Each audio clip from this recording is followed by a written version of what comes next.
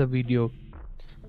इससे मेरा मतलब है कि हम लोग कैसे अपने क्लाइंट को, जो एडिटर्स हैं, वो अपने कैसे क्लाइंट का जो वीडियो है उसको और एनहेंस करे, ठीक है, उसका और बेस बढ़ा दे या उसका स्ट्रक्चर थोड़ा बेटर कर दे। तो सबसे पहले मैं प्रैक्टिस के लिए यूट्यूब पे जाऊंगा और किसी भी फेमस इंसान का पॉडकास्ट निकाल लूंगा। मेरे केस में मैं साद आशमानी सर का निकालूंगा, ठीक है। उसके बाद कोई जो पॉडकास्ट मुझे अच्छा लगा या फिर मैं उसे यूज़ करना चाहूँ, तो मैं उसे खोल के उसके बाद उसकी रिकॉर्डिंग करके अपने सॉफ्टवेयर में इंपोर्ट कर लूँगा। देखो जैसे मुझे ये वाला अच्छा लगा, ठीक है, तो मैं इसमें कहीं क्या था। किसी पार्ट में जाके उसको रिकॉर्ड कर लूँगा। उसके बाद अपने सॉफ्टवेयर में लाने के बाद उसको कट करके अच्छे से रख लूँगा। तो अब देखो कि जो पॉडकास्ट है वो कुछ ऐसा होता है, यूजुअली जब हम क्या इसको बोलते हैं, उसको रिकॉर्ड करें तो आपको कुछ ऐसा दिखाई देगा, ठीक है। मतलब जो उसका रेशियो है वो कुछ ऐसा रहेगा, इसको हम बोलते हैं 16:9, जो यूट्यूब का ऑलरेडी होता है। तो अब मैं क्या करूँगा कि ना इसका जो रेशियो है यहाँ पे चेंज कर दूंगा 9/16, ठीक है। अब ये मैं प्रैक्टिस के लिए कर रहा हूँ, पर आपका क्लाइंट आपको ऑलरेडी एक वर्टिकल वीडियो ही भेजेगा, ठीक है।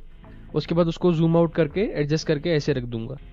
तो सबसे पहले क्या करना है आपको, अगर मान लो आपके क्लाइंट ने आपको वर्टिकल वीडियो भेजा है तो उसके साथ भी सेम चीज़ अप्लाई होगी, हॉरिजॉन्टल वीडियो भेजा है तो सेम चीज़ अप्लाई होगी।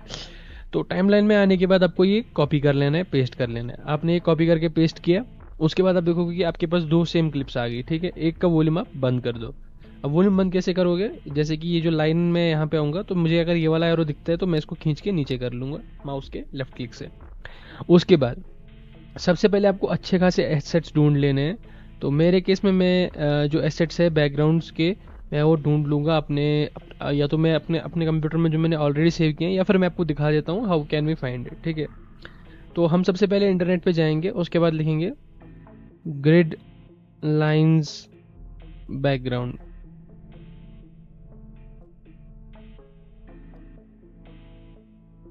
और हमारे पास ब्लैक कलर का कुछ ग्रिड लाइन ऐसा आ जाएगा। Exactly what this is what we are finding for. तो आप देखोगे ऑलरेडी इंटरनेट पे ये काफ़ी ज़्यादा ट्रेंडिंग है ऐसा ग्रिड लाइन।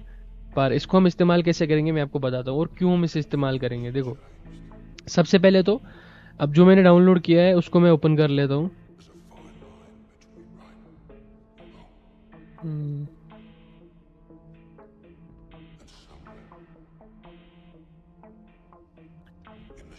मैंने उसको पिक्चर्स में रखा है, और let's import it from here.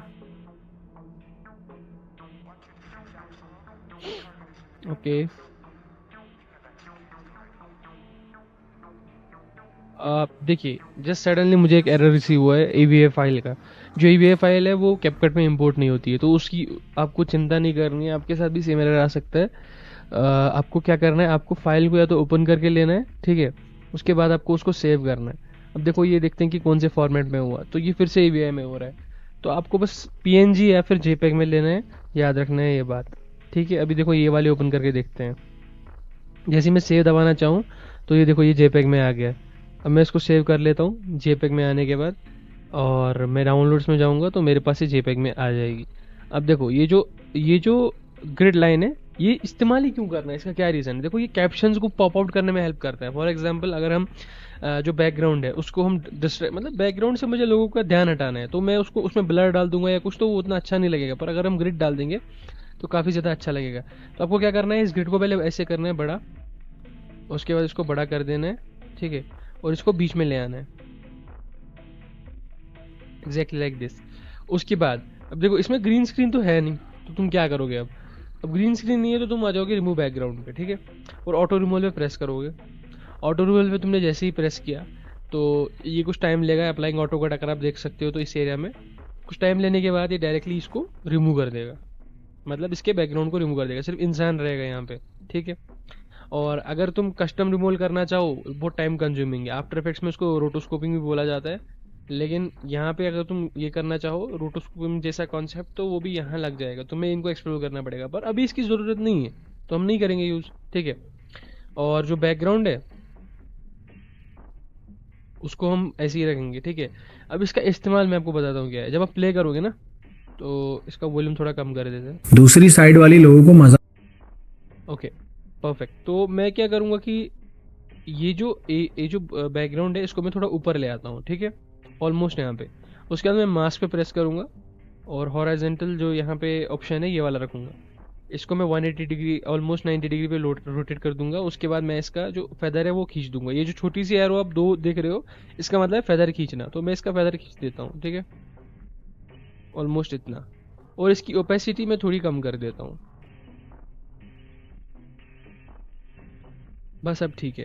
तो आप अब देखो, अब मैंने तो ये ग्रिड डाला हुआ है, आप बैकग्राउंड में कुछ भी डाल सकते हो यार, आपको जो अच्छा लगे वो डालो। अब मेरे केस में मैं देखो, आप कोई यूट्यूब वीडियो भी डाल सकते हो या कुछ भी डाल सकते हो, या कोई जो पीएनजी है, कार्टून चल रहा है, कुछ भी डालना है आपको, आप वो डाल सकते हो। मेरे केस में मैंने ये ग्रिड डाला, ठीक है।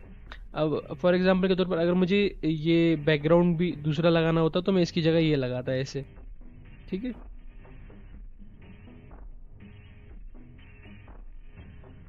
देखो तुम कुछ भी डाल सकते हो पीछे, वो पीछे ही रहेगा। ये मैंने तुम्हें एग्जाम्पल दिखाया, तो अब तुम्हारा जो मन करेगा वो लगाना, ठीक है। और अब इसको एनहेंस कैसे करना है, ये तो हो गया स्टेप 1, ठीक है। मैं इसका ओपेसिटी थोड़ा और कम कर देता हूँ, बस इतना, ठीक है। अब आप देखोगे यहाँ पे ना स्टॉक मार्केट में, यहाँ पे इस ये कैपकट का स्टॉक मार्केट मतलब यहाँ तुम्हें स्टॉक फुटेज मिलेंगी। ये जो ब्लैक वाला है इसको डाउनलोड करके ड्रैग एंड ड्रॉप करके यहाँ रख दो, ठीक है। उसके बाद मास्क में हॉरिजॉन्टल में इसको 180 डिग्री पे रोटेट करके छोड़ दो ऐसे ही, ठीक है। और उसके बाद बेसिक पे प्रेस करो, वापस आओ और अपनी स्केल को थोड़ा सा इंक्रीज करो और नीचे ले आओ, ठीक है। इससे होगा क्या मैं बताता हूँ। अब तुमने अभी मास्क बनाई थी ना, उसको क्या करो, उसका फेदर इंक्रीज कर दो। उससे क्या है कि नीचे वाला पार्ट विनेगेट की तरह बन जाएगा। लेकिन इसका यूज इसलिए है कि जब तुम कैप्शन अप्लाई कर रहे हो ना, अब देखो, अब ये तो एक वीडियो है, 5 सेकंड का है, वो मैं अभी तुम्हें समझाता हूँ क्या। पहले हम ये देख लेते हैं जो चीज़ ज़रूरी है। अब देखो, जो ये वीडियो है यहाँ पे 5 सेकंड का है, यहाँ पे देखो 5 सेकंड का है। तो मैं क्या करूँगा, इसको एडिट करके फ्रीज कर दूंगा यहाँ, ठीक है। राइट क्लिक, उसके बाद एडिट, राइट क्लिक, फ्रीज। अब फ्रीज किया मैंने, उसके बाद जो ब्लैक वाला पार्ट है उसको डिलीट कर दूंगा। अब देखो हमारे पास ऑलरेडी एक ब्लैक शेड आ चुका है, ठीक है।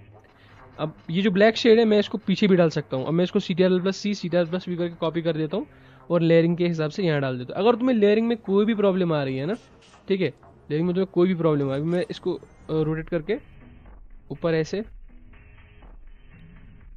ऐसे रख दूंगा, ठीक है। अब अगर तुम्हें लेयरिंग में कोई भी प्रॉब्लम आ रही है ना, तो यहाँ मॉडिफाई पे दबाना, पहले एम्पटी लेयर पे प्रेस करना, मॉडिफाई पे दबाना, उसके बाद जो अरेंज लेयर है उसको ऑन कर देना। तुम्हें ये प्रॉब्लम नहीं होगी फेस। अगर तुम ऊपर नीचे तुम सोच रहे हो कि मेरे साथ क्या हो रहा है ऐसे वैसे, ठीक है। उसके बाद तुमने फ्रीज ऊपर भी रख दिया, नीचे भी रख दिया। तो अब मैं इस चीज़ को लॉक कर देता हूँ, इतने पार्ट को देखो, इसको लॉक कर देते हैं और इस वाली चीज़ को लॉक कर देते हैं ताकि इंटरप्शन ना करें। लॉक ऐसे करना है इन लेयर्स में, इंटरप्शन करेगा तो तुम्हारे साथ दिक्कत होगी। अब देखो ये कुछ ज़्यादा ही शार्प सी हैं, ये जो लाइंस हमने लगाई अभी, जो ग्रिड बैकग्राउंड लगाई, बहुत ही ज़्यादा शार्प है। इसको ओपेसिटी थोड़ा और कम करके, ठीक है, हम वीडियो इफेक्ट्स में जाएंगे और लेंस में जाएंगे। उसके बाद हम ढूंढेंगे ब्लर, ठीक है, ब्लर ढूंढेंगे ताकि ये थोड़े से सॉफ्ट हो जाए। अब ये कुछ ज़्यादा ही सॉफ्ट हो गया, पर मैं इसको इतना रखना चाहूँगा, हाँ एग्जैक्टली। और उसके बाद अगर मैं कैप्शंस डालने लग जाऊँ तो आप देखोगे कैप्शंस कितना ज़्यादा पॉप हो, ऐसे वीडियो क्वालिटी एनहेंस होता है। एक्चुअली हम वीडियो को ऐसे और अच्छा आउटलुक देते हैं। तो हम लिखेंगे जो ये बोल रहे हैं कि आज दूसरी साइड वाली लोग कि आज,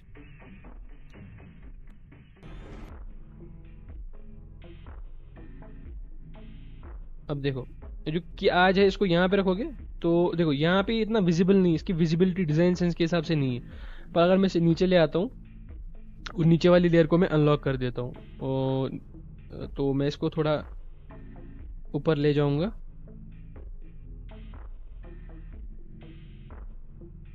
ठीक है। तो जो कि आज है वो ज़्यादा हाईलाइट होने लग जाएगा। देखो अब ये इसके बिना है, देखो, और इसके साथ है, तो बहुत फ़र्क आएगा तुम्हें। अगर देखोगे तो बहुत ज़्यादा फ़र्क आता है जो ये ब्लैक शेड है इसकी वजह से, ठीक है। और अब देखो जो मैंने क्या आज लिखा, फॉर एग्जाम्पल अब तुम्हें पूरा कैप्शन टाइप करना है, ठीक है। लेकिन अब क्या करना है कि यहाँ पे तुम्हें ग्लो में जाना है, ठीक है। ग्लो बहुत अच्छा इफेक्ट है।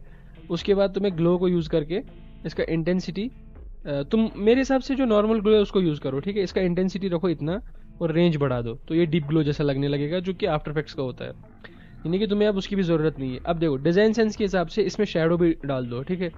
शेडो तुम डालो, ब्लरीनेस कम कर दो, ओपेसिटी थोड़ी सी, ब्लरीनेस थोड़ी सी, और डिस्टेंस थोड़ा सा, बिल्कुल बिल्कुल थोड़ा थोड़ा चीज़ें करना है। तो अगर अब इसको प्ले किया जाए कि आज एनिमेशन भी डाल सकते हो। तो ये तो मैंने बता दिया तुम्हें कि तुम आगे कैप्शन टाइप करके ऐसे लिख सकते हो, ठीक है। पर अभी हम क्या करेंगे कि अभी अभी के लिए हम इस जो यहाँ पे जो कैप्शन है उसको टाइप नहीं करेंगे, ठीक है, उसको रहने देते हैं। तो अगर मैं तुम्हें यहाँ पे एग्जाम्पल के तौर पर यहाँ पे मैं तुम्हें एग्जाम्पल लिख के बताता हूँ। एग्जाम्पल, मान लो बीच बीच में कट होता रहता है। एग्जाम्पल देखो, दूसरी साइड, तो तुम्हें ये दूसरी था, तो एग्जैक्टली ये तुम्हें टाइप करना था, लेकिन अभी हम यहाँ पे टाइप नहीं करेंगे क्योंकि कैप्शन राइटिंग से बहुत ज़्यादा टाइम कंज्यूम होगा। हम आगे बढ़ते हैं, ठीक है। तो सबसे पहले हमने जब अपना वीडियो एनहेंस कर लिया तो तुम्हें एडजस्टमेंट लेयर, उसके बाद जब तुमने कैप्शन भी लिख लिए हैं तो तुमने एडजस्टमेंट लेयर ले आना है, ठीक है। चलो हम यहाँ पे एग्जाम्पल वाला जो पार्ट है वो रख देते हैं, वो भी साथ में लेके चलते हैं। एडजस्टमेंट हमें फुल रखना है, ये मतलब यहाँ से इस अंत से लेके उस अंत तक, ठीक है। उसके बाद जब तुमने वीडियो को देखोगे ना तो तुम्हारा वीडियो काफ़ी ज़्यादा क्वालिटी ब्रेक्ड है। मतलब देखो यहाँ पे बेस्ट क्वालिटी में रखा है, जूम करके देखता हूँ तो वीडियो का क्वालिटी बहुत ब्रेक हो चुका है। मैं क्या करूँगा एडजस्टमेंट में, और इसका शार्पनेस बढ़ा दूंगा, ठीक है, क्लैरिटी भी बढ़ा दूंगा। ज़्यादा भी नहीं करना है, बस शार्पनेस थोड़ा बहुत बढ़ाना है, ठीक है। उसके बाद क्या होगा कि तुम्हारे जो पिक्सल्स है वीडियो के वो थोड़े एनहेंस हो जाएंगे। शार्पनेस से क्या होता है, थोड़ा पिक्सल थोड़ा शार्प हो जाता है। तो तुम्हारा जो पिक्सल है जब वो शार्प हो जाएगा तो अच्छा दिखने लगेगा, ठीक है। तो this is how you can enhance a video. बहुत ही ज़्यादा सिंपल चीज़ है, इसको अप्लाई करो अपने क्लाइंट्स के वीडियोस के साथ और आगे आगे एनिमेशन बनाते जाओ और म्यूज़िक डालते जाओ। बहुत ही ज़्यादा मतलब अच्छा लगेगा। ये बस एनहेंस वाला पार्ट है। अब बाकी जो साउंड डिज़ाइन है और म्यूज़िक के साथ वो अलग चीज़ें हैं, तो वो अलग मॉड्यूल्स के लिए उसके लिए सेपरेट बनाए हैं। तो इस मॉड्यूल के लिए इतना ही। तुम आगे जो मॉड्यूल्स हैं उनको भी देखो और उनसे भी सीखो। इस मॉड्यूल में बस ये था कि तुम्हें ये शैडो कैसे बनानी है, ये ब्लैक वाली, ये ग्रिड कैसे डालना है पीछे, ये जो रिमूव बैकग्राउंड वाला ऑप्शन है इसको यूज़ कैसे करना है, और कैप्शंस को थोड़ा और एनहेंस कैसे करना है, और वीडियो को आउटलुक कैसे बढ़ाना है, ठीक है। ये इसके लिए बेस मॉड्यूल है। अगर इसमें ज़्यादा चीज़ें डालेंगे तो तुम कंफ्यूज हो जाओगे। तो हमने आगे वाले मॉड्यूल्स में भी चीज़ें रखी हुई है, तो आपको वो भी देखना मैंडेटरी है।